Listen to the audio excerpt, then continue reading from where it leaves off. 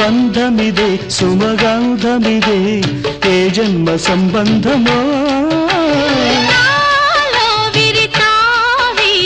వెదజల్లిపోయిందిలే జాబిలిగా వెన్నెలగా ఈ జంట కలిసింది కార్తీక పూర్ణిందు హాసాలలో పరిమళించు పున్నమిలో